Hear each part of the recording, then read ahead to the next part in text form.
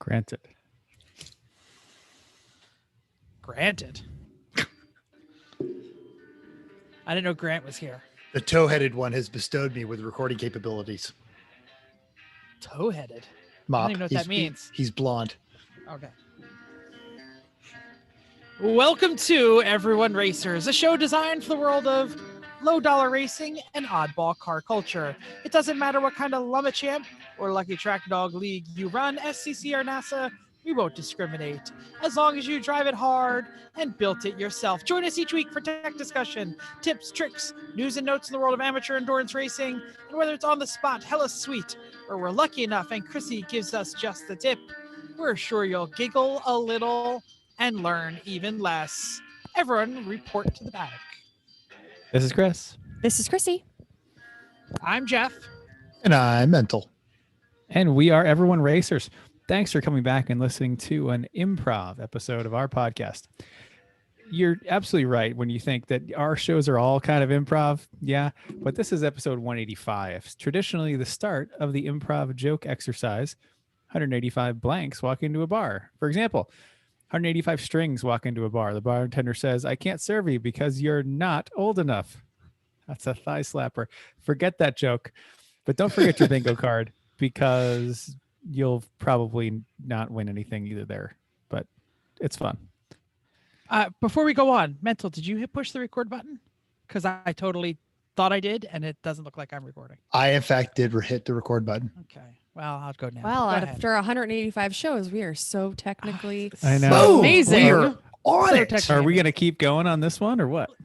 Yeah, just screw it. Why not? Yeah, if you Okay. can post me the files, we're good. Keep going. Fantastic. Great. Well, we're going to keep going. And speaking of working on posting files and stuff like that, Jeff, why don't you start about what you've been working on? So it was Easter weekend here, and even though we don't celebrate I guess we do celebrate. I don't know what we do. It's a good excuse to eat ham with your family. Yeah, we had the ham and we had the big smoked salmon going on here at my house, and we invited my parents and brother because they all have the 5G capability injected into their arms. So I only had Saturday and half of Sunday, but we managed to get 85% of the fire system done in the Z. And the only reason we didn't Okay. finish 100% is we ran out of tube. Such a small car. Who knew that we'd run out of tube? So, but we did.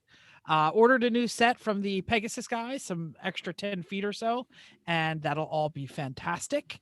Looking back, we probably should have put the bottle in the middle of the car, but there was nowhere really good to mount in the middle of the car, and we didn't Mhm. want to put it like in the passenger 'Cause the section. gas tank is the entire area behind the seats. Exactly. Yeah. So, so we put it in the back in the hatch, and then we had to go all the way to the front of the car to get to the the motor, and The struggle's whatever. real. We were Struggle's real. Yeah. So whatever. So we also did all of like 85% of the decorating for the theme. So all of this, most of it is vinyl. So a lot of stickers, a little bit of paint here and there. Looks great. License plate I haven't yet mounted. Yeah, it's fantastic. It's a Corvette theme. I think we're okay saying that. So look for the Corvette Nissan magazine. that identifies as a Corvette. Corvette magazine. Yes.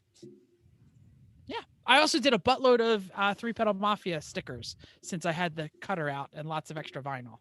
So Great. exciting. Do we have any toe stickers for the toe points? Because we don't. I think I'm out. If you've got the cutter out, you got I could make them. you got the Ordering software. Jim- Just make a Jim's batch. box. Yeah. I feel like you're going to need it. I feel like you're going to need the toe stickers this weekend. Yeah. Or not this weekend. No, next weekend Yeah, in general. in general. Got the cutter right here, baby. Oh, I know. there it So I'm is. thinking before your 1 week software license runs out, print a bunch of the things we need, like toe and lightning bolts and E's and all those Yes. things. And just make a bunch. Yeah. Good idea. Yep.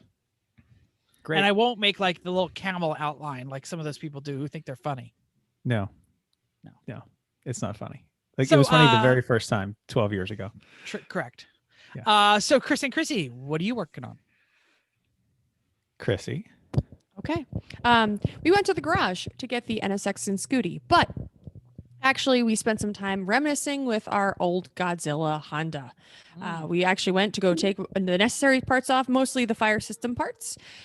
So that was good. Nice trip over to the garage. And then I worked on finalizing some parts of the Mazda, installed the belts and the roll cage tubing. Padding, excuse me. Roll cage padding. Yeah. Roll cage padding, tubing padding. And we hosted the family for a dinner for Easter, and it's been a freaking long week. So that's what I've been doing. Chris, you're doing more interesting things. And it's only Wednesday. I've been working on the Mazda a lot. Fire system using the tubing we had from the Civic. It did require mounting the fire bottle to the roll cage, but that was also because I couldn't find a better place to mount it because the gas tank's out of the back seat, the subframe's in the way. Beyond that, their frame rails in these nice flat spots in the trunk that would be great to mount it, but their frame rails in the way. I can't through bolt the brackets. So I just welded some flat stock onto the back side of the roll cage in the right rear door and bolted it on there, which is actually really great from a access and convenience standpoint. Just there's your bottle. It's really quite easy to get to. And it's pretty back far in the car, and it's on the right-hand side, so that's good. But yeah, fire system 100% installed. I'll say Jim and I looked at the picture after we had done all the stuff that we did and ran out of tube, and we went, maybe we should have done that. And then we looked at the roll cage and the Z and went, no, there's no room for that either. Well, here's one thing to note about fire systems. In the bottle, the pickup tube goes to the bottom. Yep.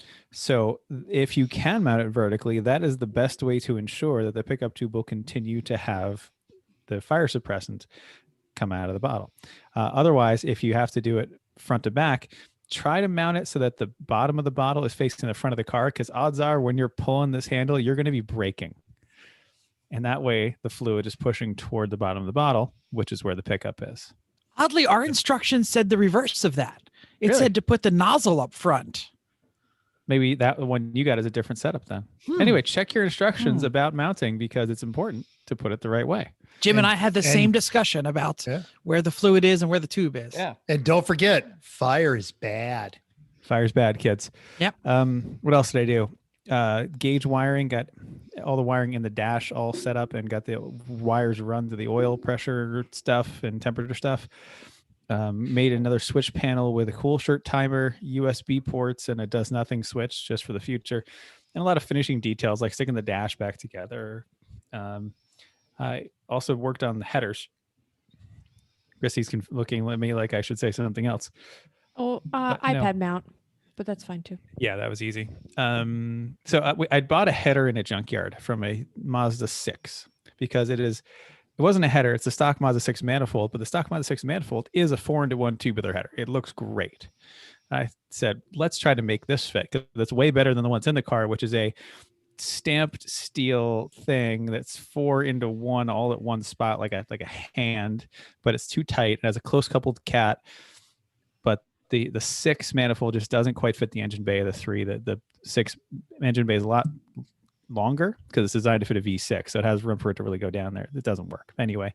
So I hacked apart the stock one to make it so that it has a 2.5-inch outlet from the cat instead of a 1 3/4 inch, which is what it came with, and made a downpipe, and I'm already halfway done with the exhaust, but so made good progress.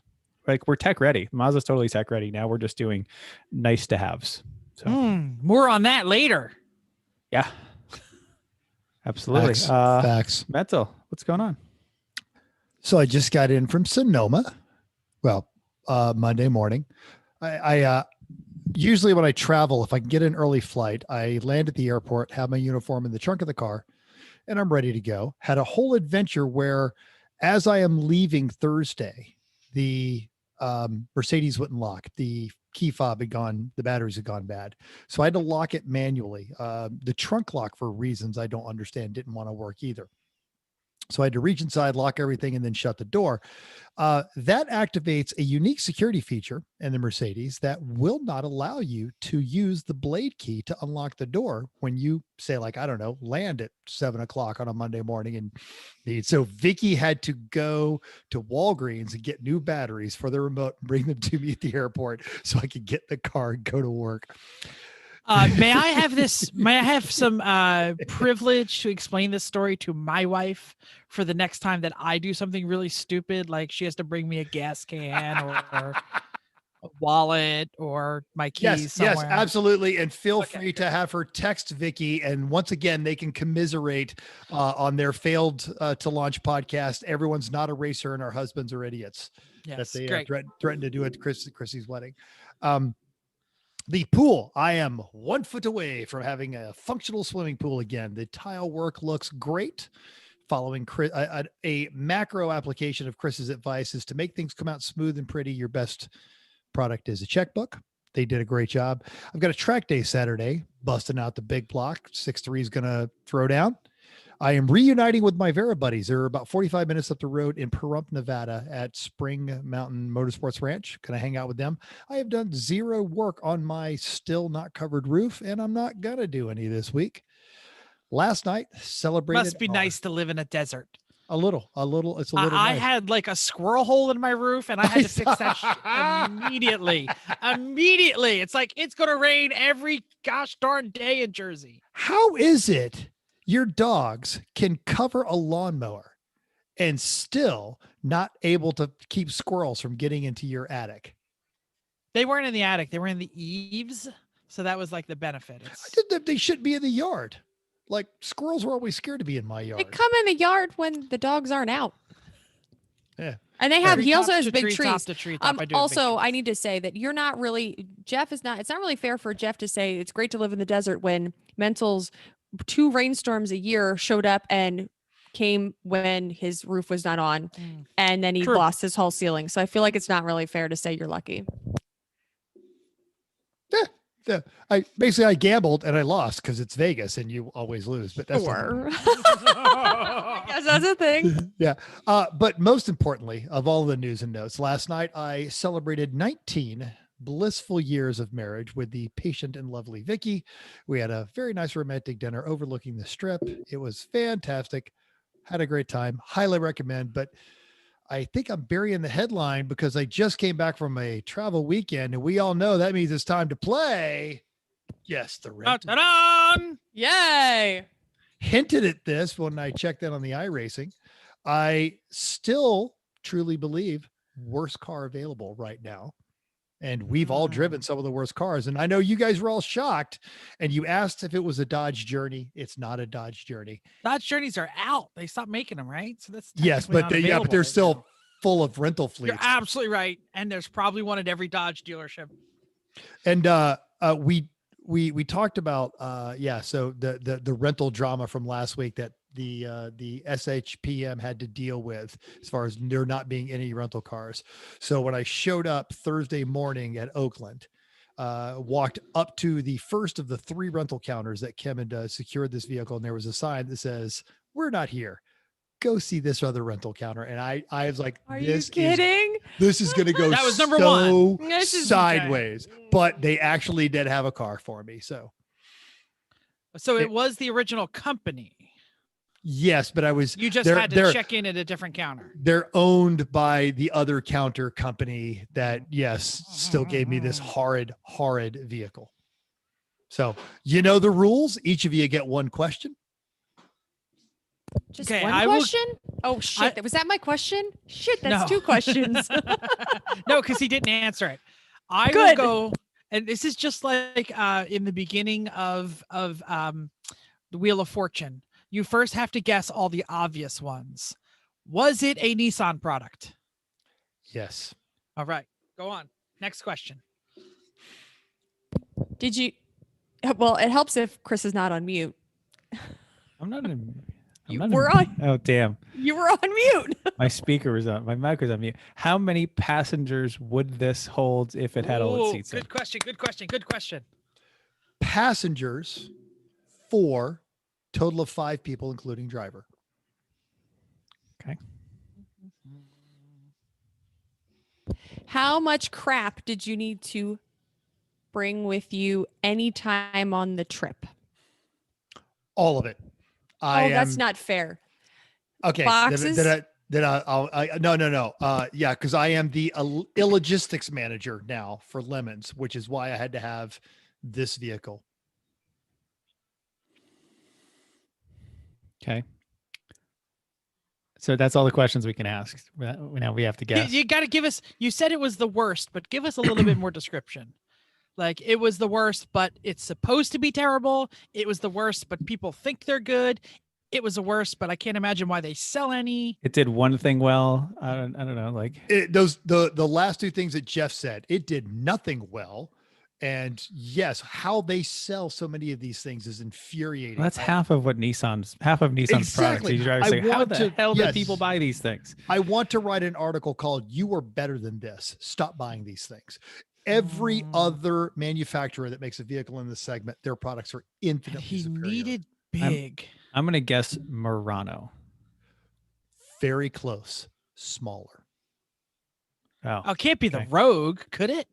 It was a. Oh, but how'd you put? That's exactly what I was going to say. But how did you put anything in it? I Rogue know, right? Terrible. It is. It's tiny. It's tiny and it's terrible at storage. But basically, it was mid-size SUV, which is a lie because that thing's not a mid-size SUV. No. And the thing is so like your traditional storage is supposed to be squaw, like a box. But in the Rogue, it all tapers, and then like the entryway for the hatch is just god awful, and you have to like go through it. The seats don't actually lay flat. They lay at an incline all the way across. So you just lose space the closer to the driver you get. And we have all just gone, we could do an entire show of nothing but how that CVT transmission is It's the worst piece of junk. Of just absolute garbage. Other vehicles that park next to it lose resale value. That transmission is so horrid. You're right. Nissan Rogue is pretty much the worst car available. How do you make other how do you options? make it? That's what they gave me.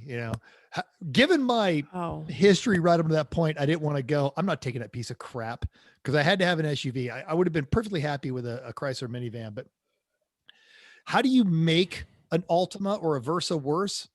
Make it an SUV. Make it an SUV. Absolutely. Yeah. It's a Versa that doesn't handle. It's a Sentra. It's a tall Sentra. Tall Sentra. It's everything terrible. That's awful in a Sentra and nothing that's good in a Sentra. Yeah. That is absolutely the most vile piece of machinery. So you went currently being offered. And it was like the lane departure warnings are just overly obnoxiously invasive. Beep, beep, beep.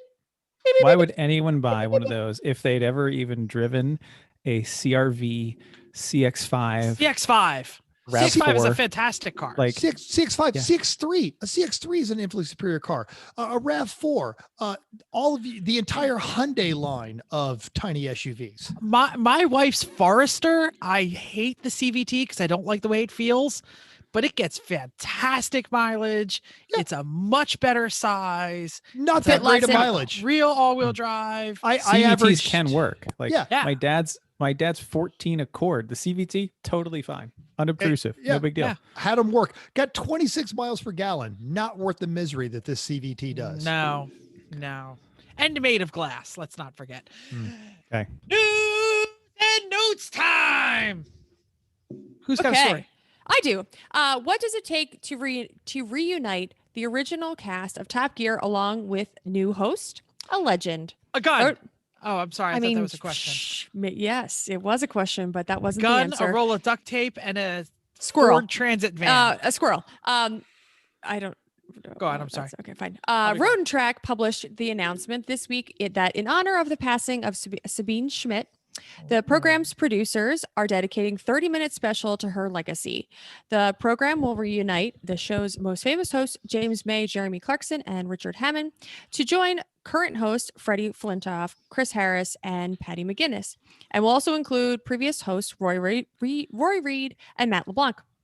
They'll all be joined on the program by guests from World Racing, Dave Coulthard. Yeah. You said it right. Jess Hawkins, and Susie and Toto Wolff. The half hour is now on BBC iPlayer streaming service and is set to air on traditional television network BBC One this week. Airtimes for other regions, including North America, have not been yet announced, but expect us to let you know when it does. I didn't know Toto Wolff had anything to do with her. I mean, I'm sure they know each other. They're like both German and both in racing, but she raced for Porsche, not Mercedes. I feel like this is a lot. He used to race GT back in the day himself, actually. Oh, did not know that.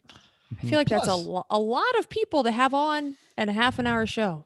Plus, but the thing is A lot of that people. clearly he just respects talent. Oh, I have no problem with Toto being on. I just Yeah. didn't know. More you know. importantly, Susie Wolf, clearly one of the most underrated drivers. And the fact that she didn't get an F1 seat's a tragedy, but Did not know that either. Then at the end, they saw all saying "Wie the Welt." There was enough of them. Chris, I'll give you $1 if you can sing any of the lines in Germany. Sorry. That's about it. Wir sind den Welt, wir sind den Kinder. That's about all I got. We are the ones who make a better place. Yeah, I don't have that. Oh, you're one. not saying that. it's good. It's good. It's good. Yeah, it's good. All right. Oh, who Hey, else got a story? Under the yay category, Lime Rock might be spared again. Eric Weiner. Yeah, I'm sorry. at It's, Haggerty is it's Eric. It's Eric. Eric. Okay, fine. I thought it was extra German. Eric Weiner. Now it's a German continues. Extra German episode today. Exactly. German. Yep.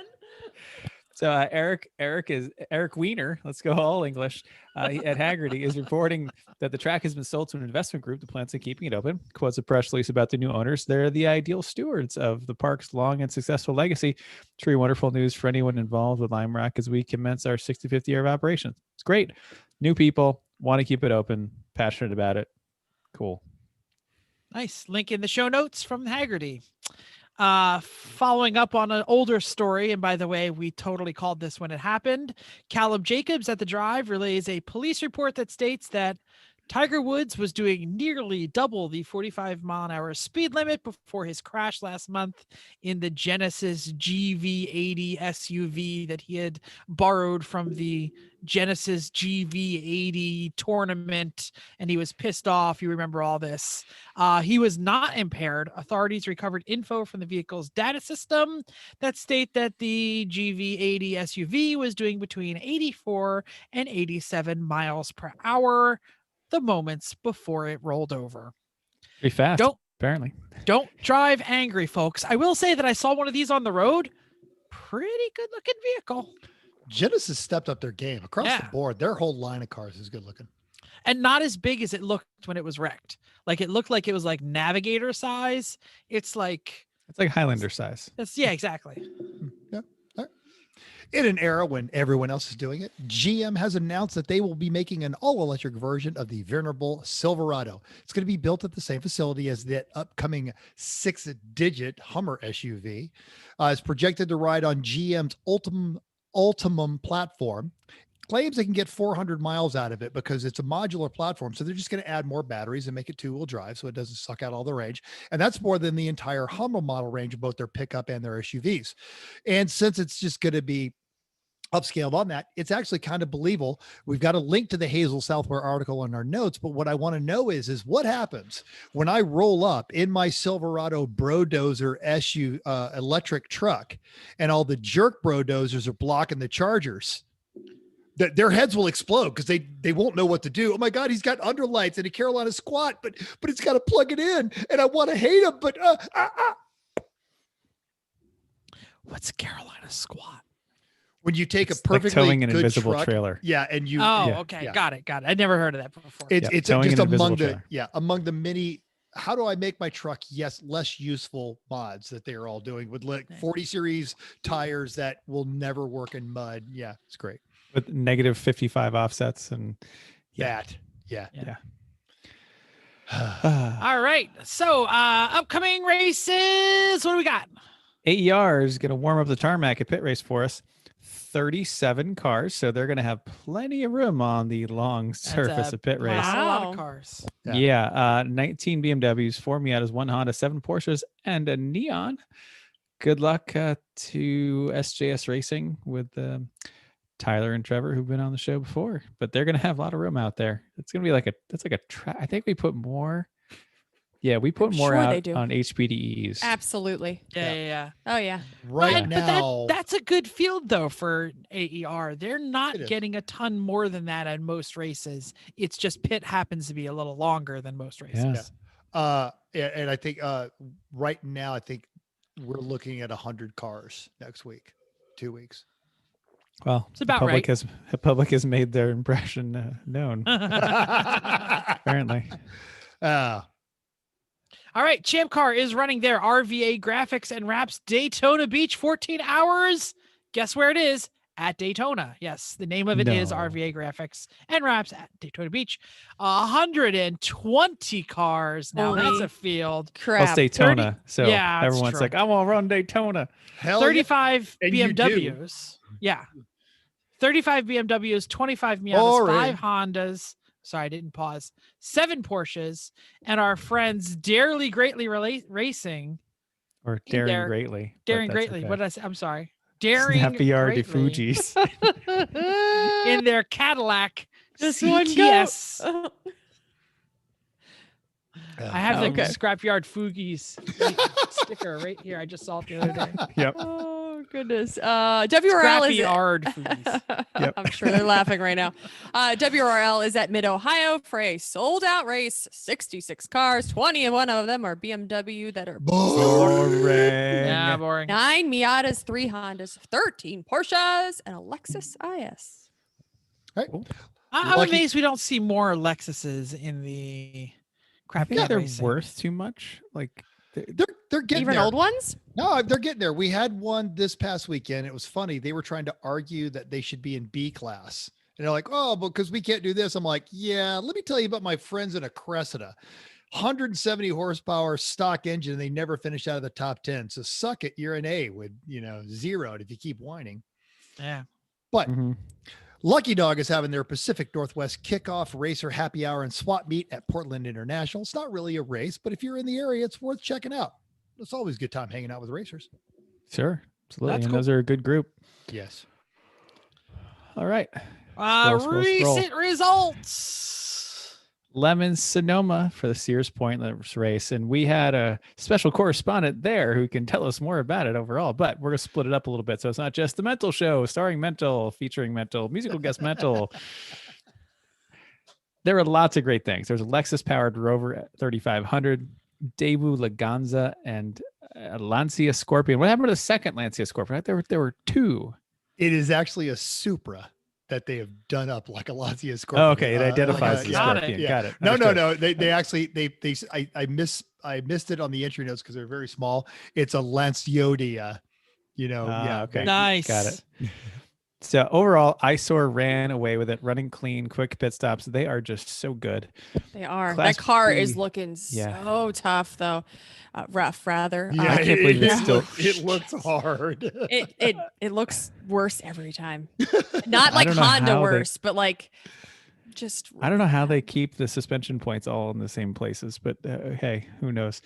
Anyway, Class B was a nail biter until the last lap when the Mark I Rabbit of Dirty Duck locked up their brakes in the final turn and took an unscheduled run down pit road. Oh, sad trombone for those guys. no. The Blue Oak Dropouts E30 318 was able to secure their win. In God's chosen class, Class C, it was won by the Flaming Oil A-Holes in their Jag X-Type, which that's a C-Class car without a That's doubt. right. It's a Jag X-Type. And they were Yeah. so happy to win too. I'm sure. For the second time, Heroic Fix went to number 902. Geo Metro ran out of talent racing.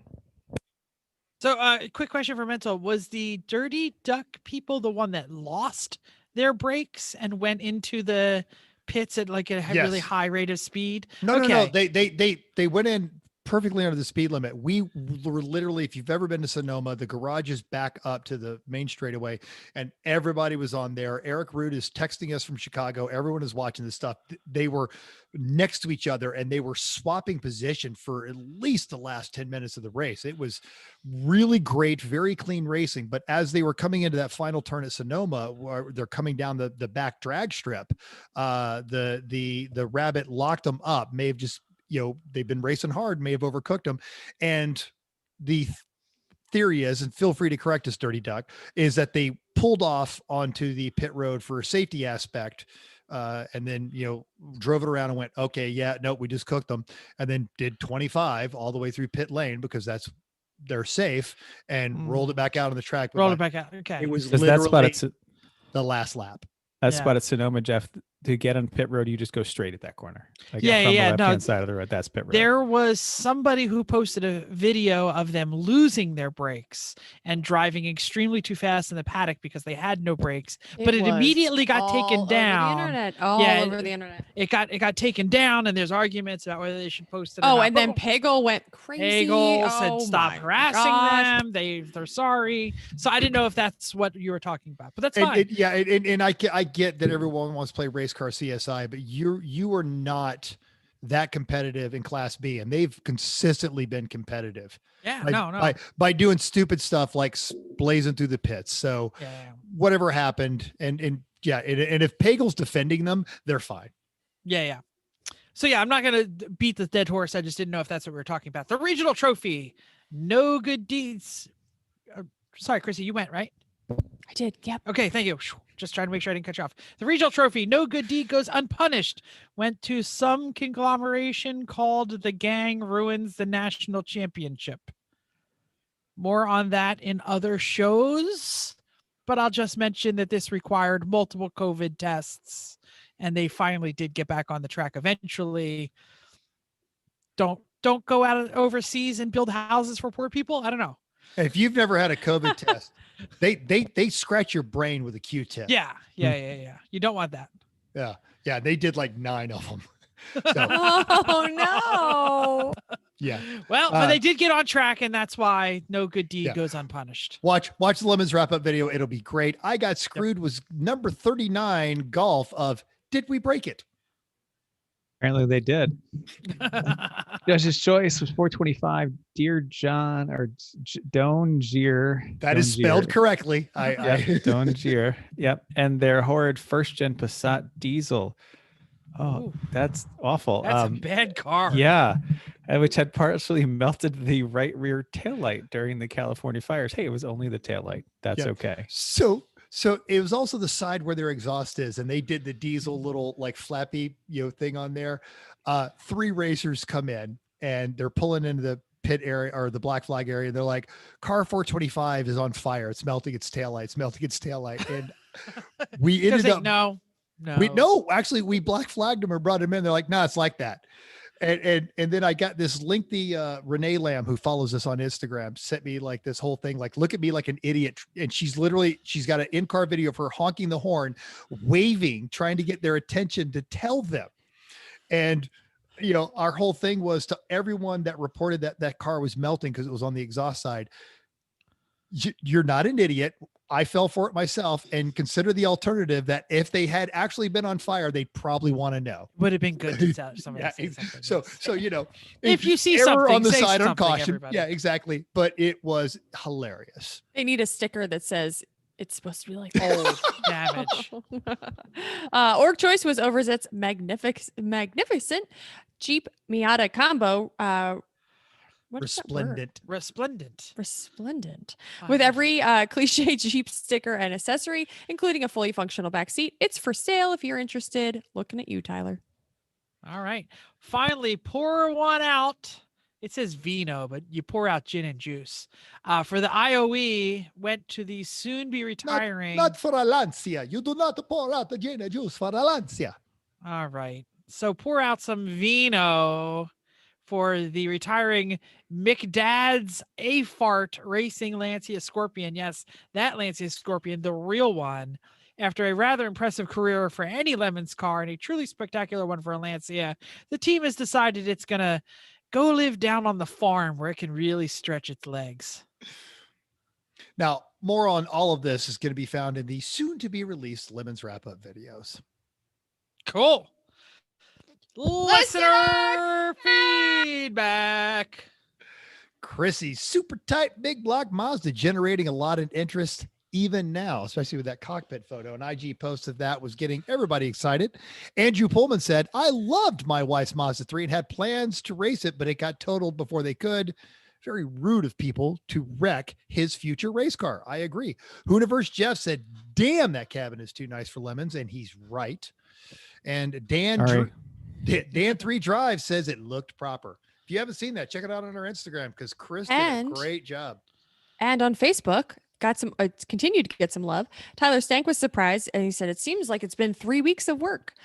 Brandon W said, we are going to have that. He said that we, Three Pedal Mafia, are going to have more cars than drivers soon. And that's not true because we have plenty of drivers.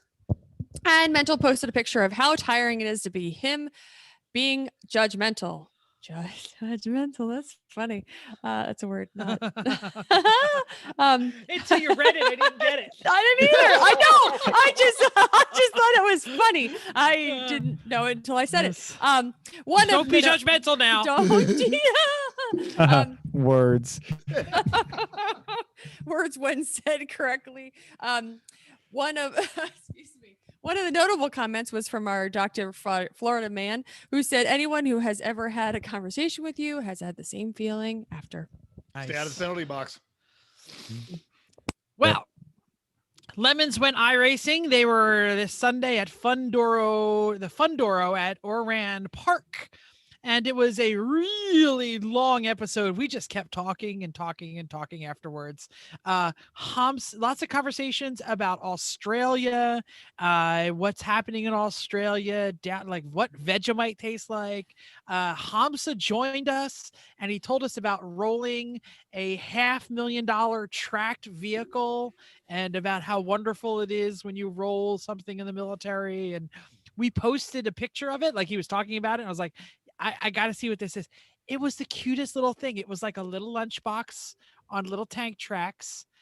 And then it had like a trailer that was like a little lunchbox on tank tracks. Everybody was like, oh, that's so cute. You rolled one? Oh, it's so cute. I was like, I know, they're so cute. It really got out of hand. Hilarious episode. Tune in. There was some racing. Who cares? Next week, they will be at Mid-Ohio for trash sprints and our favorite, the no pedal, no wheel, Mid-Ohio. Yep. And because they went to Mid-Ohio, we went to Mid-Ohio this Monday on our E1R race. Usual cars there. Mid-Ohio is a fun track. Like running it in iRacing has made me think, maybe we should make that run out there because, it's like 2 hours longer than pit race. So it's not tragic, but it's pretty far. And the people at pit race say, you've never been to Mid-Ohio? I'm down for Mid-Ohio. Oh, you guys would. And it feels like one of those. It feels like Road Atlanta. It feels like one of those VIR. Just you get the whole classic vibe when you're old there. track with hills, which is they're all good. Yeah.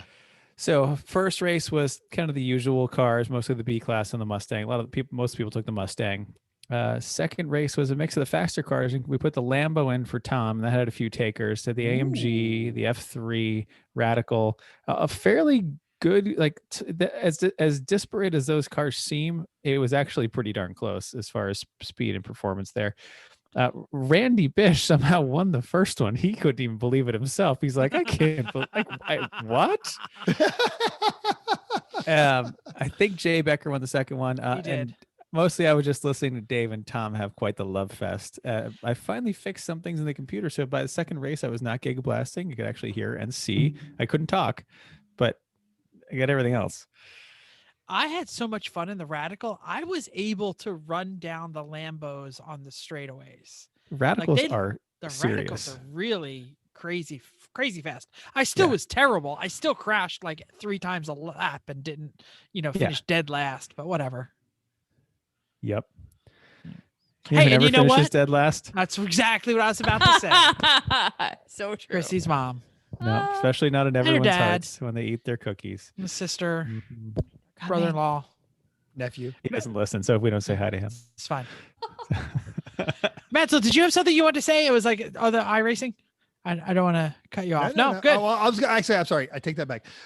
If you guys haven't noticed on the Instagram, every week, Lady Aubernon has like this giant production of the unveiling of her paint scheme for every one of those races. And she always tags us in it.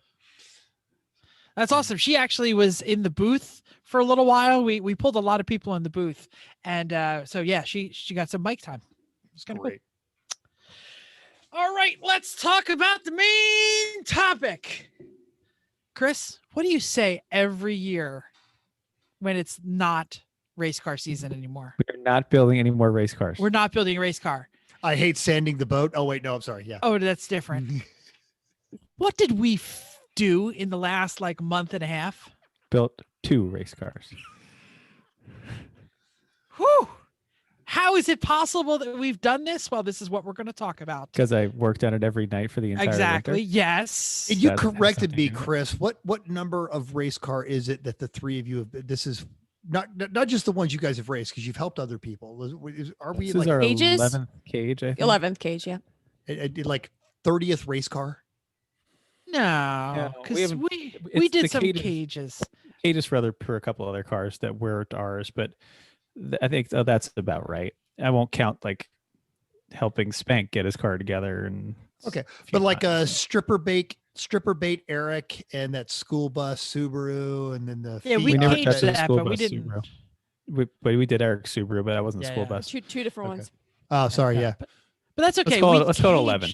That's 11. 11 is fine. But That's still a lot. we're not really going to talk about cages today because we did a whole show on that.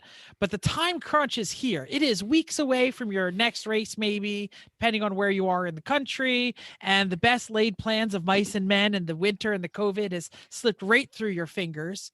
But luckily, we kind of have a recipe. We have a recipe for what we do and what we don't do to get a car on track to make it moderately successful. I'm not going to say we make it to win because not every car wins, but to get a road car to be a race car. Well, your recipe analogy just hit home to me. In comparison to a cookbook we have a cookbook that's, Chrissy, what's the name of the best cookbook in the world? It's like the America's Test Kitchen. That's what it is. I I think think. it's actually And- like the all new Yeah, American. something like that. But the point of this cookbook and why it's so great is that they make recipes, but they make a whole bunch of different variations and tell you, all right, we tried it with this and this was the result. We tried it with this and this was the result. Then we did this and this was, so that they'll go through all the variations with you and why the variations that you might have thought of or might have heard of are not the best one. And then why what they did was the best. And that's pretty much what we've done in general in life is we have done all of the things wrong. And by At least doing the once. At things least wrong, once. we can now bring you some kind of list of here's why we think this is the best because we've done it wrong. Well, and we've done it on a variety of vehicles. So not It has only been like they've been fairly disparate in their exactly. specifications. Let's call it Exactly. that way. But I would say like a good cook, not like a chef or a baker. The recipe is like the starting point, and then each kind of time you cook it, it's like a play on the starting point. We're going to beat this algorithm to dead, so I'm not going to continue on it. But this is basically the basics, and the reason we're doing a basic is because this might be a multi-part. Everyone, today we're talking about fully functioning road car to the first race. Does that make sense, everybody? I would argue even before, like just what are you shopping for if you're shopping for yeah. Well, I don't think we're going to talk about shopping today. I don't know. I Yeah. have it otherwise. Selecting a car is an entirely different story. Yeah, we got that somewhere else. So, Speaking yeah. of things we've all done wrong, Yeah. And this is to make an endurance car, not a fast car, not a car that's going to be great in a sprint race, but an endurance car because some of this stuff is endurance. Who wants to start? I'll throw it out. Look, it's got to pass safety tech. Read those instructions. They made that really cool little slideshow on the Lemons page. That slideshow, spoiler alert, literally works for everything else. If you're not going to pass safety, everything stops right there. All right. We've covered a cage. You need a cage. Get a cage. You got to have a seat. We've covered a seat. Those little buggy seats that you found out of your buddy's wrecked ATV, not going to work. Harness, fire systems, kill switches. All of these things have to be done right, and they have to be done safe. And if you can't do that, car's never going to see the track. And we are seeing a rash of people that are missing these very basic steps.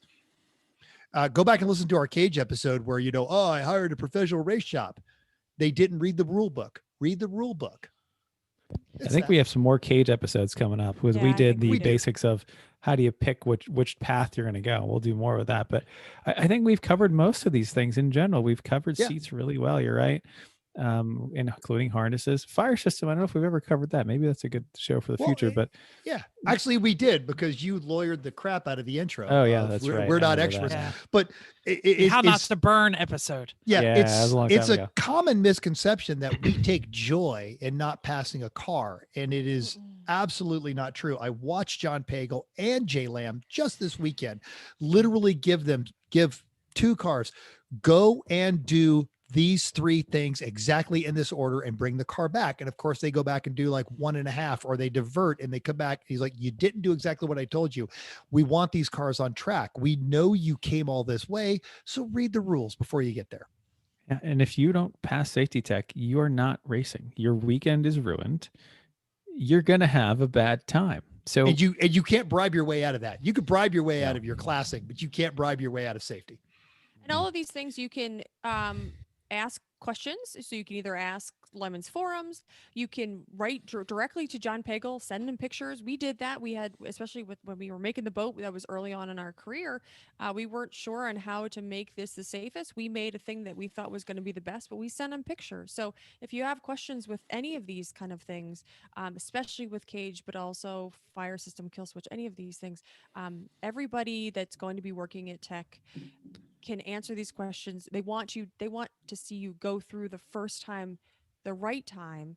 So figure it out before you get to track. Okay. that's the worst part about the safety thing is all of it is preventable. All of it with just a little time and care. Read the damn rule book 10 times. And if you're not sure, ask. Between the Lemons forums, the various social medias, Pagel, you name it, you'll find out. Just You should do only that have first. a little bit of concern about getting your car the first time through tech. Just like a little bit. Like, hope everything the things that We've built 11 cages, and I Yeah. still go, I hope Yeah. they like it. I hope they like it. I hope No, they and like I it. will. I'm we pretty will too. confident our 2 cars this time are I'm gonna pretty pass. sure too, Yeah. but you never know. We're not going to you know? find something that we missed or We didn't see, yeah. or Yeah. something like that, because that has happened every once in a while, and but it doesn't happen often. Okay, let's move on. So we're going to now talk about making a race car. So some of these things had to happen before the safety stuff, or yes, most of these things before the safety stuff. So clean out the interior. So a lot of these things are things that we just did with the Mazda. Take it from actually being a street car to making it now. How are you going to get to all of the places in the car if there's still an interior in there? Obviously you can't. And this is some of it's safety stuff too, but get rid of everything that you don't need. Consider keeping a dash. That's fine, but rugs got to go, seats have got to go. Obviously all of that stuff that was a normal car. Make it. Anything that's gonna burn or get in the way of the cage. Mm-hmm. Yes. Mm. Yeah. Make sure there's no leaks. So this will kind of go with running well, but you need to make sure that everything is, and of course, there's flushing. I don't know if flushing all of your liquids are in there.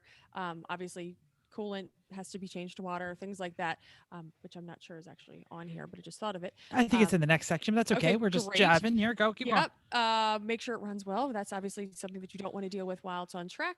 All of the basic systems function, and all of these are the basics systems that you need for the race car. So if your air conditioning isn't working up to par, which I hope mine is, I don't know. Well, we left it in, so I hope so. That's why we left No, it in. but I'm thinking that it's not. I now might that have to say test that this. once we I get the think- exhaust on. Let's see how the AC works. Pretty sure it might be going, because I think I thought that it was going anyway.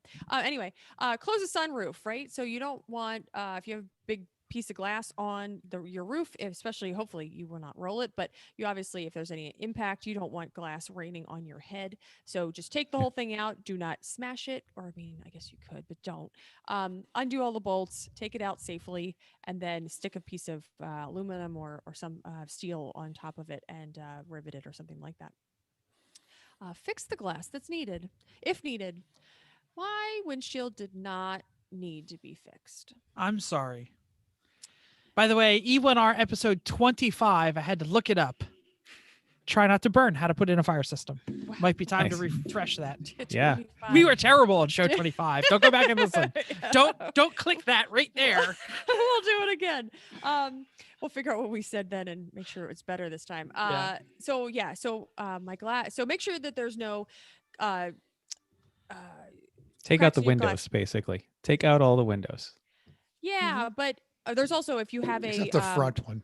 right, Well, yeah. right. But in your You leave the windshield, back too. I like the back. if you have a windshield, yeah, really. If there's a crack in the windshield that comes across at the driver's line of sight, you may be required to get it fixed. So another thing that to make sure that you don't have that when you get to the track because it may not pass tech according to the people that do tech.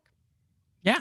I'll mention here that also the battery tie down, very important.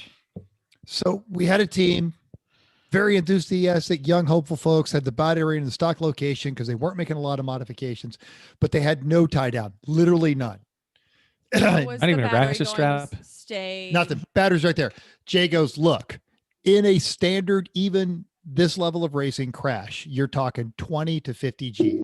So this becomes a cannonball flying around your car.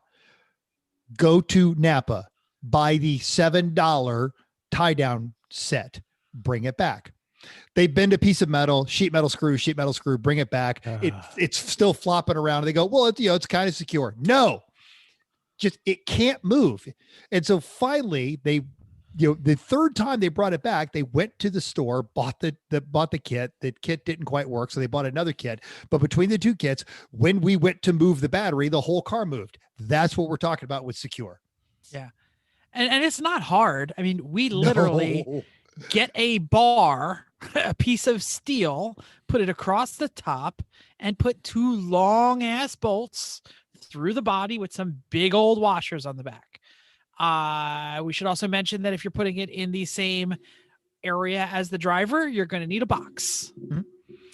If you're leaving it the stock location, do exactly that. Big ass metal bar, drill 2 holes, giant hooks hooked to the standard battery tray. Done. It's not hard. As long But as a lot of people screwed up. your battery tray is not rusty Yes. and about to fall off, which is most of them. So check that too. And since we're talking about the 3-pedal Mafia recipe, we always put it in the trunkish area because we're trying to move weight back there. This is not the minimum, but this is kind of what you want to do. It's because you're cheap going to be too. you're going to be rewiring everything anyway for the old safety switch. So why not? Chris, be clear how on the much kind does of that cost box? to do that? Sorry, Chrissy, and I'll get to Mental's question. What did you say, Chrissy? Can we be clear on what kind of box? Is this like a marine box? I just Can get say the that? ones for a boat. I mean, they're available at Walmart next to the batteries, or I got the one we have now on Amazon for $9. It's just a boat box. But you can't just put the fabric strap over the top and say, there, it's secure. No, that's not how it works. You need bolts inside. Yeah, metal things holding it, and not just directly over the top, but they need to go down at least 2 of the sides too to help hold it in place. That really helps. Yeah. But if you've got the bar set so that the all thread or the hooks go down right next to the battery, that really does the same job. So, got it. Mental, you said, how much does this cost? The box is $9. The brackets. I think the last time I was at a junkyard, I grabbed a battery bracket and 2 of the J hooks and things, and they didn't charge me for them. So there's that. I've reused the J hooks and just used a bent piece of metal that was laying around on the, under the thing. And I'll say that I used a tackle box for the Z, which is a big plastic box, and it would fit perfect. And it has like a big clamp, it's basically like a plastic ammo box, and that worked out really well. Yep. But wiring is probably about everywhere. $2 a foot for the good 4-gauge quality wire that bends. Thank you, Car Stereo people. Hey, a new thing we've done this round of race cars that I quite like is that we put circuit breaker in right by the battery. Because most people, they've got the hot cable coming from the battery all the way to the kill switch, and then out of the kill switch all the way to the car before there's any kind of circuit protection there. So if you get hit, if something pinches that wire, now you've got a big hot melty thing. So we put a 200 amp breaker right by the battery just in case. And this was also a stereo kind of person piece, right? Yeah, I think so. These or car stereo boat people thing too. Maybe boat thing, yeah. Yeah, stereo, marine, all that kind of crap. Yeah. And O'Reilly's also sells those really long battery cables. And if you're savvy in a junkyard, they make the anything that's a performance oriented BMW or Mercedes, you can pull those cables all the way out of there. Yeah, they all have the battery in the trunk, and they got to run the cables all the way to the front. I hear they're hard to take out, but they're Yeah. fantastic. You just got to be patient. Or you got to find a car someone else has already torn apart quite a bit in the U-Pullet, and then it's a lot easier. That's the key. Yeah. Chrissy, right, so- there's some more stuff on your area. Do you want to grab Yeah, them? and, yeah, all of these are really important, so I feel like we can't even just gloss over to them. Numbers. Let me stop here. If you've heard the joke that we laugh, numbers are hard. It is so amazing to find how many people are unable to make numbers that are visible, that are in the right place, that are big enough. So Mental is saying 2 cars, 3 cars. He's thinking of all the cars that did not pass tech because of the numbers that they have on them. So first of all, don't put them in tape. Let's just start there, right? Don't put them on things that are going to fly off or get wet or something like that. So here, these are easy things. Oh, there's our numbers in our car. Make sure that you're able to see them. So they should be a different color than the color of your car. Remind me of the rules, guys, of it has to be 1 on each 12 door. inches. Okay. One on each side and 1 on the top. So Which can be roof hood or roof. Okay, that's what I was getting at. So these are this is not something to just think is easy. Make sure they are visible, they are legible, that you know that a 2 doesn't look like a 5 or something, like that a 3 kind of looks like an 8 if you kind of make the arms go down, that kind of crap. And especially if you're taking a number that's already on there and you're trying to make it into something else, make sure that it is very visible. So this is something you probably could search for bad car numbers on the internet and you'd probably see some. Yeah. If you Google or you go to YouTube and you type in numbers are hard, you'll get a good video. Okay, yes, go, Chris. Best way I've heard described to know if your numbers are adequate is take a picture with an old like pocket camera, the like digital cameras from a while ago that had the screen built on them. Take a picture of one of those while the car's on track and you're in the paddock. If you can read the number, it is adequate. Oh, By the way, I had my phone out. That's the little thing that Hamza crashed. Oh. It's like a little box. With Exactly. tracks. It's so cute. Yep. I'm sorry, Chrissy. I didn't mean to turn your. That's okay. This is something it's actually really important. So make sure that this is, if you fail tech for this reason, then that's dumb. Okay. So just make sure that you're doing it. Safety stickers are another thing that are really important to make sure that you're doing this for the corner workers and the people that are working the track. So they're able to contact and tell people if there's something wrong with your car. That's kind of the major thing why car numbers are. The safety stickers though are mostly for identifying the. Okay. There. I was going backwards a little bit of why you need to tell somebody from far away what your numbers are. Your numbers are for corner workers to be able to tell them what's wrong with your car. The second thing is the safety sticker. So you're having the safety stickers on your car. So the safety workers, corner workers, people around are able to find the very important things on your car very easily. So that's what I was trying to get. Do you have anything else to correct me on? No, that was it. You just were going that direction that I was able to tell. So just wanted to backtrack a little bit. So safety stickers, you'll need them for kill switch. So there is a little kill switch that's a white. Ours is a white sticker with a blue and red kind of zigzaggy thing. Lightning bolt. Lightning bolts. Yeah, that's what it is. Lightning bolt. Right. So it's to imply where somebody can grab the kill switch. And we have one for fire system as well, I believe. It's an E. Okay.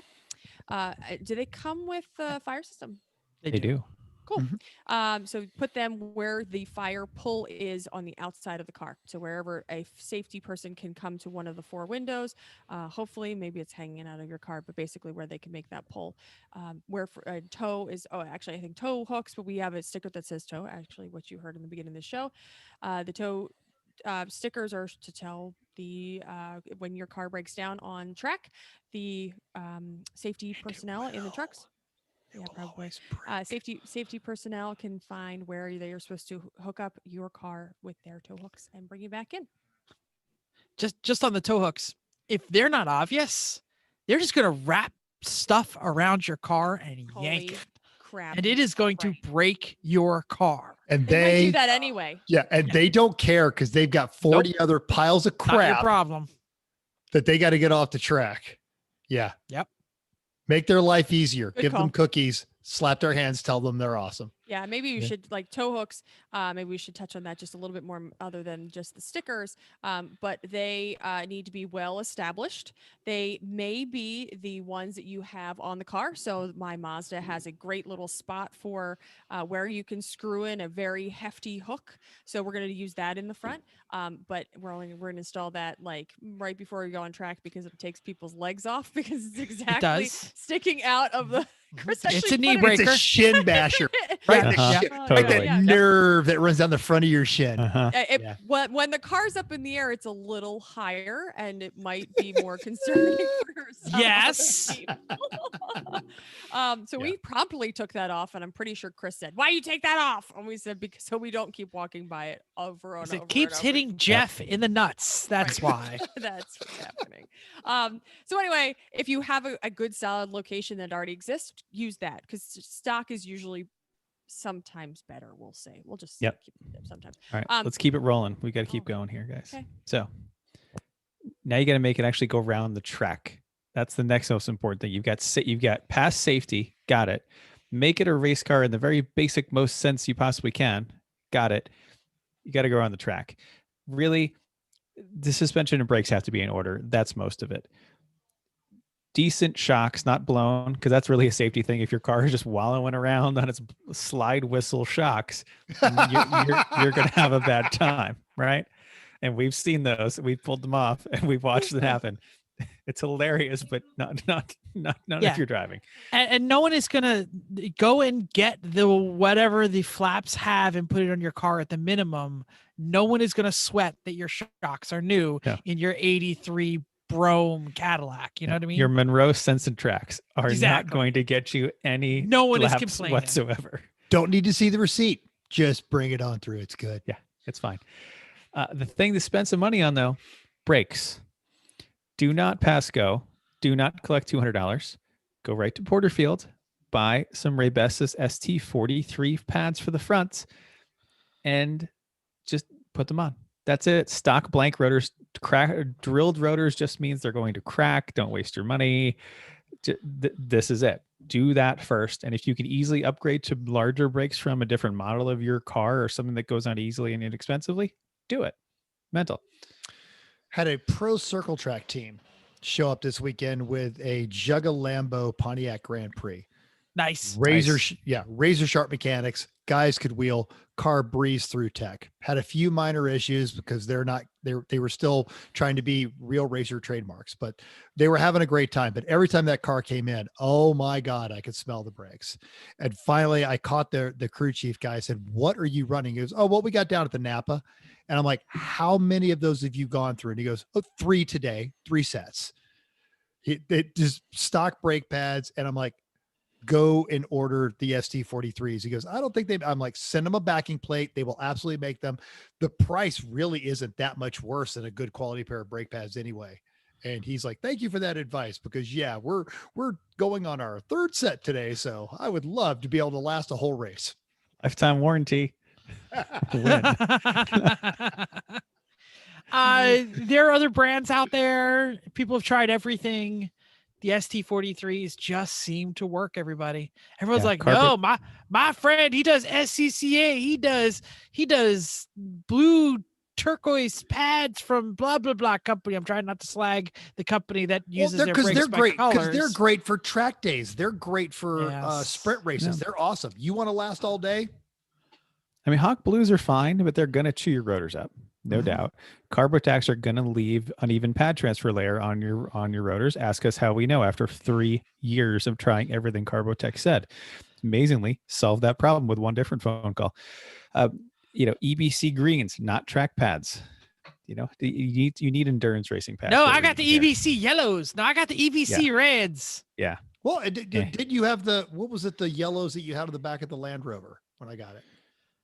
No, those are some kind of pageant something. Okay, or other. I don't know. which they were great when they were hot, but every morning, Yeah. especially if I had to leave work early, I went right through that first stop sign. Yeah. Oh yeah, need a little heat. Yep, those pads definitely need a little heat. But when I was towing, damn, they worked. Yeah. Next thing on brakes, though, you've got to flush it with real fluid. get at the very minimum ATE gold. Do not just use your .3 that you had in the bottle on the shelf, even if it was Porsche fluid in a special fancy can that you've had for a long time. Oh, this should be fine. Oh, it's supposed to be good. It was this is Porsche on it. Yeah, and it was in the trunk when I bought the car. So yep, that works great right until you have no Mental's brakes. holding his ribs where we're stabbing him. Yep, no. exactly. I'm sorry. Just let the dog come I up. know you're called the dog. But no. But it's if it doesn't say that, don't bother. Yeah. So get good stuff. We usually like Motul RB 600, and you can buy it for a reasonable price. That's fine, but something good. Real tires. As funny as it is to see people on Douglas Extra Track 2s and Westlake Salongs, like Mucho Machos, right? Don't be dogging on the Mucho Machos, man. They're sponsoring Lemons teams. It's awesome. Nice. Anyway, the most of the cheap tires are gonna chunk out, and they're just gonna tear up. Like, it's hilarious. We're racing on 1995 snow tires until it's not. So if you can find 200 treadwear tires, you might think, I don't need that. I'm not going fast enough. You know what? If you're not going fast enough, they're going to last a long time. They're going to age out from heat cycles before they wear out. But if you need to brake hard, if you need to make an emergency maneuver, you're going to have that little extra grip that you don't have to use. And you'd be surprised. The 200 treadwear, especially the harder ones like the RS4s, will last longer than some of your 300 and 400 treadwear tires because they're in a fine heat zone. They're not getting overheated. They're not just tearing themselves to bits. So decent tires. Check out just anything else that's worn, like ball joints, bushings. Those things are safety items too. You don't want those things to go bad. If they're adequate in stock, fine. You'll probably be fine. But if they're not, otherwise, you're going to be fixing it at the track. And that's the worst place to be trying to press a ball joint into something. No. Right. You don't is want it that. 8 o'clock on a Saturday night when you'd rather be hanging out with your friends than doing that? Just do it at home. Ball joints are cheap. Because you're having to use a jack on somebody's RV and then use that RV's weight to press down on a series of cinder blocks that it doesn't work. Yeah. Or I've used a floor jack on a dumpster. That was at CMP. I know other people have used hydraulic bottle jacks on the grandstands at New Hampshire. Yes. They found a spot, right? I remember that. That works. And those are NASCAR grandstands. They're really big. Yeah. So that's the kind of stuff you need. Don't do that. If you can find easy ways to improve the handling, go for it, but performance isn't what you need. You just need to survival. And that's where the good brakes, decent shocks, nothing worn out, good fluid. That's what's going to getting you surviving. So speaking of more surviving, that's the next part. Surviving the day. Yeah. If you can make it go around the track, now you got to make it go around a track again and again and again and again and again and again and again and again and repeat for 7 to 9 hours straight. Cooling the motor. Oh, it's okay. Our first race is in May. It's not going to be that hot. It's in April. No, the amount of heat and combustion that is going to happen in your car is unprecedented. Okay. It's like bumper to bumper traffic, but you leave it in first gear at 50 miles an hour. All right. A lot of heat. Mental, you going to say something? He's not making fun of you. He's quoting us 8 years ago. Yeah, absolutely. So it's anyway, Virginia. It's fine. We'll be fine. It's not going to be that hot. So anyway, yes, cooling the motor is paramount. The reason that you're going to spin a bearing or eat a rod or blow that head gasket is because of heat in the motor. So, oiling systems on some cars are not good for road racing. You're gonna have to do some experimentation and some research on your make and model. So, Google road racing Chevy S10 and see what other people are doing. But at the minimum, you're gonna need the biggest radiator that you can fit. Okay. That's easy to fit. Like update it, backdate it. I know on Miatas, the automatic radiator is bigger on some of the generations because it was meant to also cool the automatic transmission, so it has extra rows. We've had shows on how to pick out the big radiator from like Summit and how to get the hoses and all that crap, so go back to those shows. Yeah, absolutely. But at the minimum, replace it with a brand new stock radiator that is the right radiator, because Chrissy, the call's coming from in the house. The call's coming Exactly. from in the house. Exactly. A lot of times the radiator that is in the piece of crap that you just bought for $500 is like the cheapo Walmart ripoff brand that wasn't the full service stock radiator. Yeah, Okay. and it's full of bars leak and Exactly. eggs and It's probably pepper, plugged up. gum. So just go get a new radiator. They're not that expensive, and get the right radiator. Or, if you got the 4-cylinder Mustang, get the V8 Mustang radiator, right? Right? It's pretty easy. All Update, from the flaps. backdate, find the performance model, get the one from the performance model. All right. Or the towing one, if you're doing like some sort of SUV thing, get the one from the tow package. They're going to fit in. All right. Then you still got to flush it because there's all that crap in the motor. So flush your cooling system. By the way, fill it with just water. Make sure your overflow bottle works and make sure it sucks it back in, because you're going to be generating a ton of heat. Hey, why not leave the heater in? Right. Because it's an extra little radiator. Just turn it on. Bake yourself. It's okay. Yeah. Okay, next thing. Make sure the air enters the front of your car, goes through the radiator and not around it. All right. So you got to plug up all those little holes, all those little, this is where the fog lights used to be. Yeah, plug them suckers up. All right.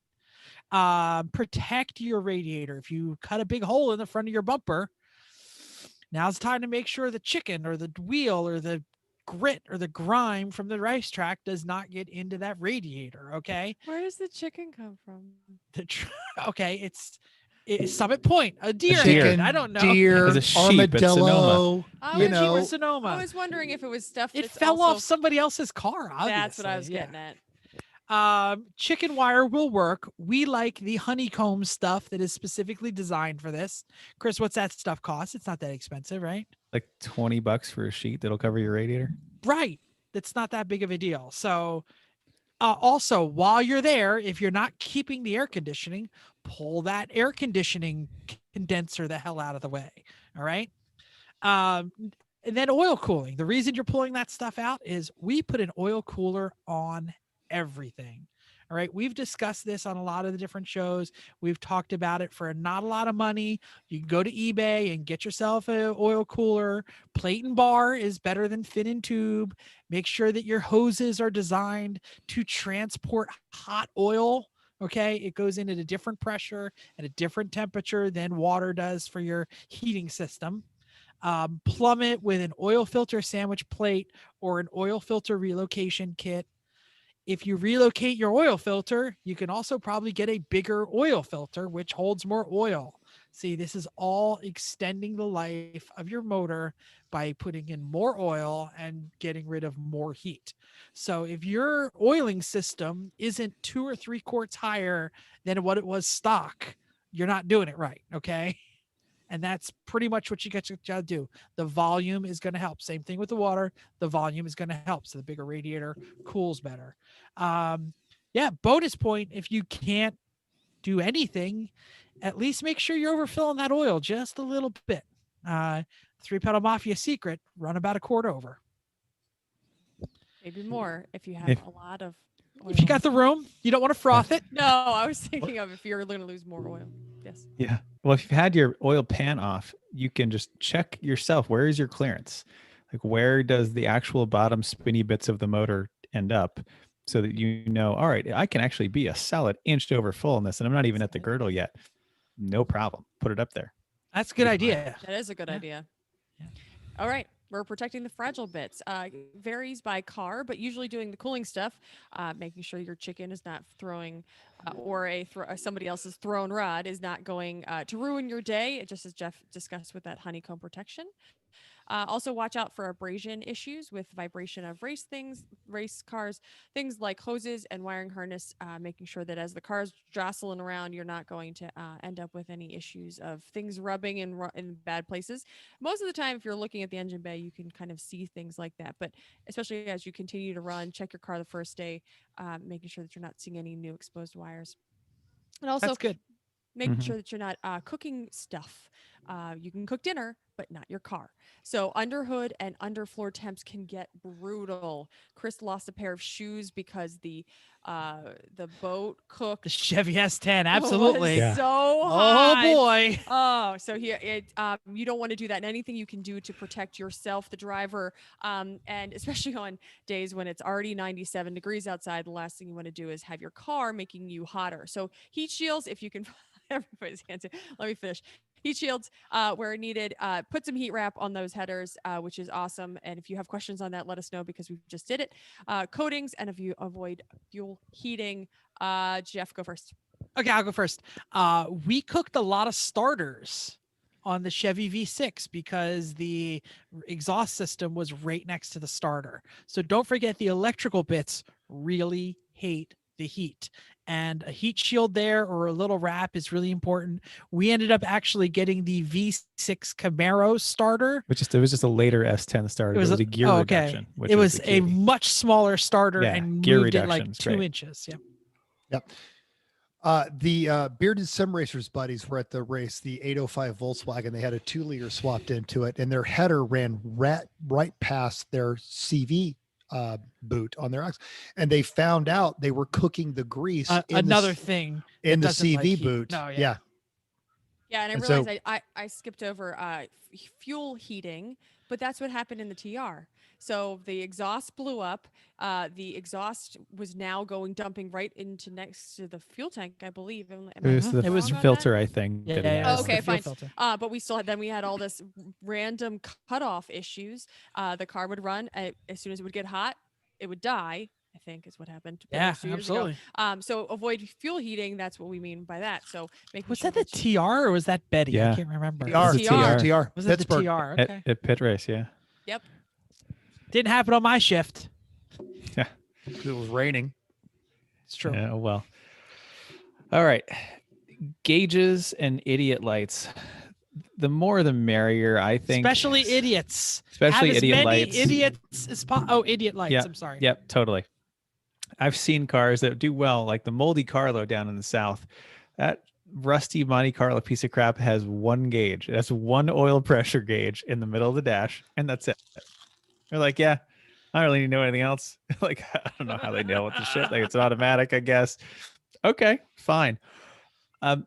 I still like to have drivers have some idea of what's going on because it can help save something from getting blown up and saving you a lot of work. I mean, it saved our cars a number of times for various things.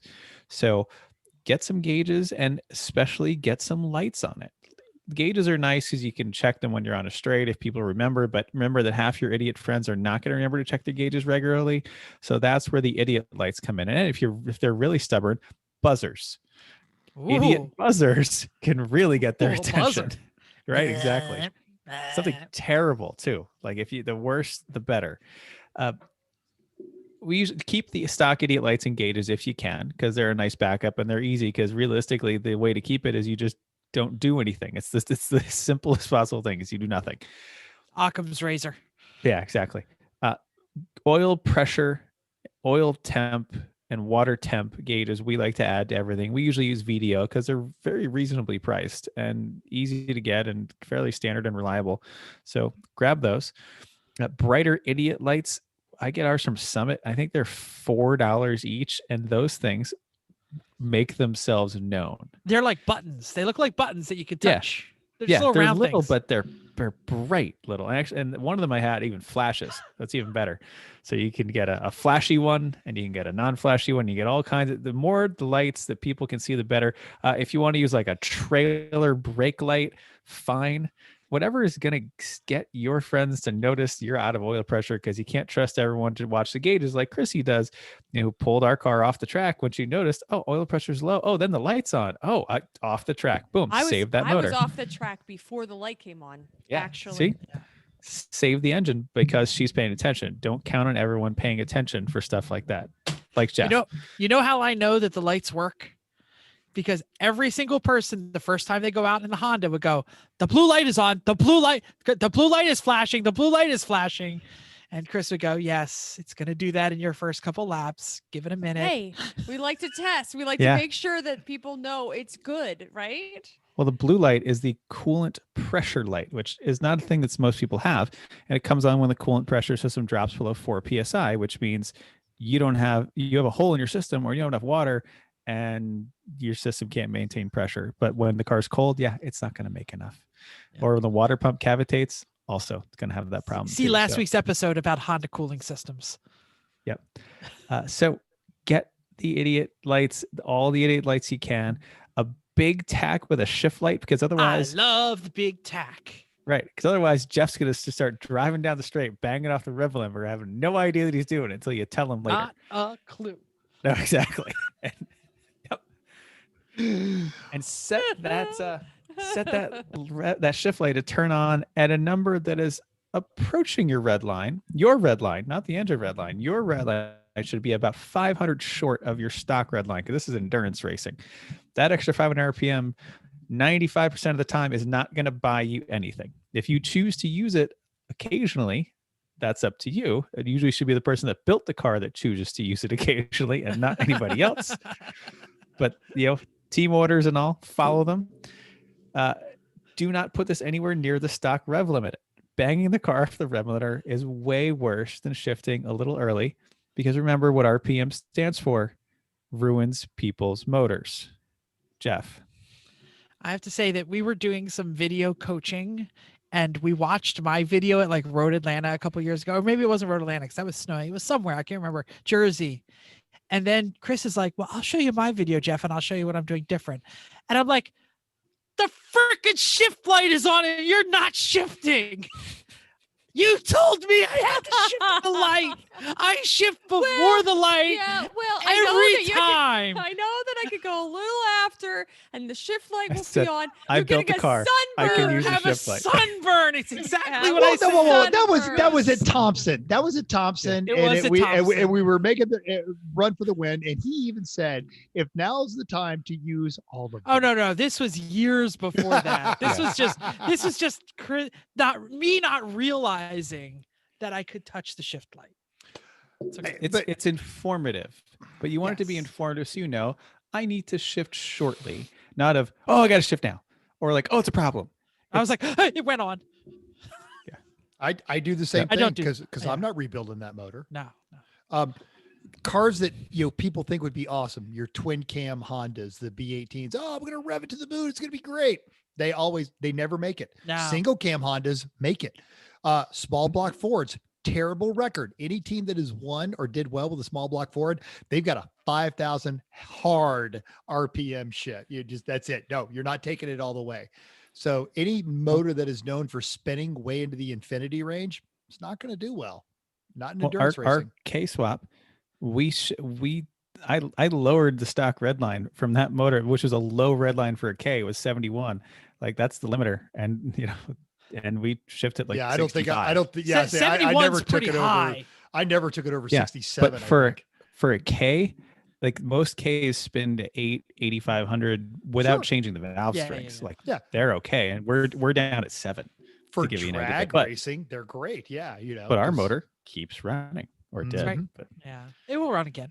The motor will be great. So to that end, we're talking about all these motors, but you're going to need some spare stuff. Look, it's endurance racing. Things are going to break. So you're going to want to bring some of these parts with you. We made this joke for 100 years, but it's not really a joke. Here's how you spot a team that has been doing this a while. The spares that they bring is everything that has ruined their race weekend in the past. Rear ends, transmissions, things like that. Now, you don't have to get that advanced. It's early on. You just got the car. So let's talk about your minimum spares. All of your fluids. Nothing is stupider than you having to wait on a jug of something that costs $7 at the flaps. So bring all of your spare fluids, a pair of wheels and tires that match what you have. Now, you don't even have to have the 4 sets. You don't have to have the range. You don't have to have all that kind of stuff. Just a pair. We lost an overall because of a safety wire that went into a tire. Now, the tire change happened in less than 2 minutes, but it was brilliant because they had the spare wheel and were able to send the car back out. Brake pads. I told you about the Pro Team just a few minutes ago that it cooked all the way through their brakes. Or if you have a caliper that gets a little pinchy or somebody that gets a little hard on the brakes, pads, they're cheap. Have them with you. They don't expire. You're going to need them. Any of your go ahead, Chris. to just when you take a set of pads off that are like, I'm not sure they'll get through a whole race. That's the time Save to 'em. change them. Yeah. Stick them in a box because they'll get you through a day sometime. And write what are on them.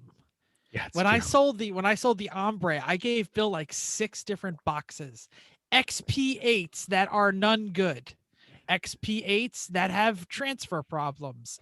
Crappy Napa pads.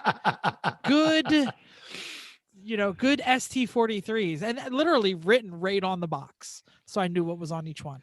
When Chris sold me the AMG, I got the same thing. Each brake pad actually had one lap at so yeah, it was fantastic.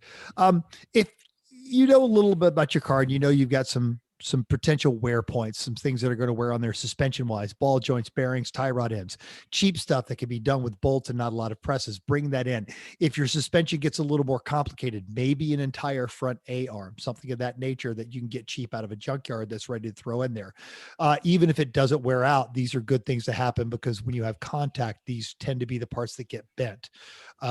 Chris, didn't you save another Honda team a couple of years ago with a Yep. The rear trailing arm. Trailing arm. Yeah, they Always ended the up winning rear. overall on our trailing arm because they got hit in the cool down lap by someone else. I don't know what the hell Thompson, happened. right Yeah, under the bent- bridge. They have a great video of it. Yeah, bent their trailing arm, came in, I saw it, I said, all right, I guess I'll go get that trailing arm out because they're good. There's no way they have one. Yeah, and that trailing arm cost you what at the junkyard? $50. Exactly. But and then they gave it back at the end of the race. Yeah, didn't they mailed it back to me after they got home, which was Yeah. what I said because I said I want that one back. Just send it back when you're home because I had a new bushings in it and stuff. But an easy way to go for this is if your car has knuckles, bring a loaded knuckle. Yes. Like I did this for the Honda. It had new ball joint, new bearing, all together, all done. So all you have to do is pop the bits off, put that one in. A lot easier than pressing anything out. Especially when you don't have the press. You have a press here. You don't have a press there. Totally. Sucks to Fact. press. So, yep. Facts. You're on Rock Auto. You're making that initial purchase for everything you're going to need to make this car ready to go. Comes to hoses, click 2, add 2 to cart. Hoses are like $7, and when they break in stupid ways, and then just be able to swap out that hose. It's just a good thing. All right. And then finally, just any of your known wear items that you're not going to be able to get at a local Flaps. And if you don't know what a Flaps is, we say it all the time. It's a friendly local auto parts store. Yeah, that's what it says. Friendly. Yeah. Or also think about where the track is. High Plains Raceway, there is no Flaps. There's plenty of FAPs, but there's nothing local. Some of these tracks are out in the middle of nowhere. So know where you're going, and anything that's going to take a while to go and get, you're going to want to have that spare with you as well. Depends in your car too. Like an S10, what do you want? We got it. Yeah. Yeah. And we could have, we mentioned we could do an entire car show on shopping, and that's one of those things. But if you know you've got something weird, either because it was cheap or because you know it really well, that's the time to start really doing that spare shopping. You have no idea how many times I went into a Flaps and I said, you don't happen to have supercharger oil for a 3800 GM Buick Sky, whatever the hell that thing is, Park Avenue Ultra. And every single one of them went, no, why would I have that? Or mineral oil for your bespoke Rolls braking system, or when we talked about the Citron, the distributor Castor oil. You get that at CVS for the rolls. Yeah, the distributor big bottle of castor A oil. lot of it. A lot of it. The Citron timing things are fine. I just order all of mine ahead of time from the one shop in San Bernardino that knows how to do them still, and I carry 3 of them with me. That's not going to happen, when you're down at Barber. So let me just really quick, I'll try and wrap up a little bit here. What didn't we say? We didn't say make it faster. We didn't say make your driver more comfortable. We didn't talk about a lot of things here. No power adders, none. Because this is how to make the car get on the track the first time. We're going to do part 2. We might do part 3. We might do part 27. I know that we are going to be shaking down 2 different race cars this year. So that's why we talked about doing this episode now, because this is how to get on the track for the very first time. And so many people have shown up and they miss a key ingredient. And, I'm thinking about the guys in the Ranger who I talked to him. I told him ST43s, and I told him how to do the cage. And I sent him pictures because we had done a truck cage before. and they had snow tires on, brand new truck snow They had tires. General Grabbers, I Big think. it General was. Grab, like off-road tires. And they were like, well, we bought new tires. We thought they'd be good ones. And I'm like, no. And what did they do? They ran around the paddock and they found someone with the same bolt pattern, and they bought their spares off of that other team. And on Sunday, the truck was 6 inches closer to the ground because it made so much more sense. But like I said, it's if you miss one chunk of this recipe, it could mean the end of your weekend, because this was the minimums. This was the must-haves. We're going to do the good to haves on another show. Anyone want to say anything before we move on to the next? If you have questions, Chrissy mentioned it. If you have questions about any of this kind of stuff, there's resources out there, but email us, everyone.racers@gmail.com. You never know. Yeah, email us a question. You might end up with your own podcast. That's right. What's on your recipe? Is there anything we missed that you do all the time? Because some of you out there have built some fan-frickin-tastic race cars. Some of you have built some piles of crap. Some of you have built some good ones. So, I feel attacked. hit us up. Yes. Just the tip.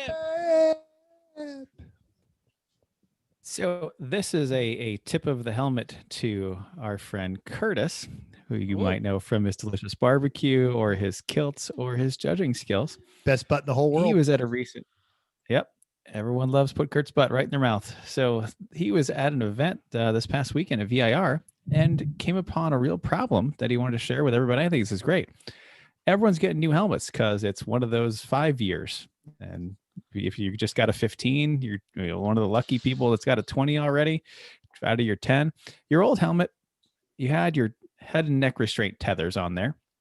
And a lot of these older helmets, you had to actually like drill a hole and put a bolt in, and on the back side, put a backing plate on, right? So then you would clock the posts to mount your head and neck tether to wherever was the right spot for you, right? Okay. Well, all the new helmets have built-in posts for head and neck restraints because everyone has them since 15. All the old posts, though, the old tether attachments are not indexed correctly. So when you screw it all the way in, it points the wrong way. Ask me how I know. Right. It points the wrong way. So what do you do about that? That's just not going to work. Like, you don't want to be like, well, I'll just loosen it half a turn. That's fine, right? No, that's not what you want to do. Don't do that. Right. Like maybe you could put a washer to space it out. That's kind of ghetto, but it'll probably work okay.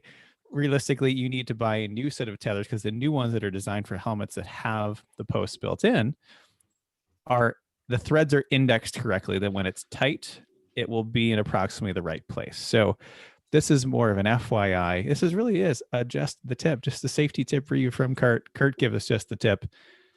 Make sure your tether mounts are going to fit the posts on your new helmet before you go to the track. Don't see, I'll just do that a Friday night. It's fine. No, it's not fine. I used a skinny little washer and it indexed them perfectly. And I used the perfect size washer. So yep. That's probably the best off-the-shelf solution to do is that, without a doubt. All right. Cool. Anyone have any clue what we're doing next week? Yeah, we're pre-gaming for pit race because we're going racing. Yeah. We're going to do a virtual track walk. We're going to do talk about the facilities. We're going to talk about some of the cars. We're just going to talk all about pit race. It's going to be great. Awesome. Are we going to let everybody in on our themes?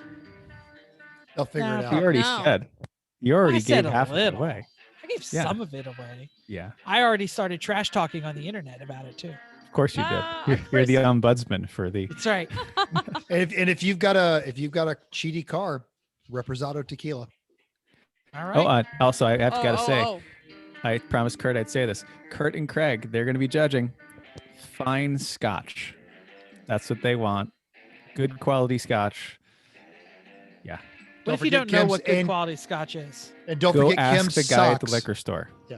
Yes. Don't forget Socks for Kim's Kim. socks. Sock it to me. Reposado. Kim will be there tequila. too. Good. I'll bring absolutely. my stuff. I have A bribe for her.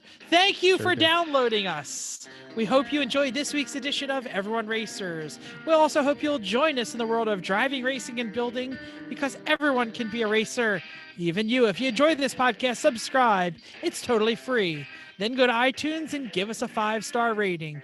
Even if you hated us, give us 5 stars and tell us why. If you have any questions or show ideas, drop a comment on our Facebook page, Everyone Racers, or email us at everyone.racers@gmail.com. Or if you're watching this on the YouTubes, right down there in the doodly doo, you can text us. Oh, I dropped my phone and it unplugged the speaker. Oh my God.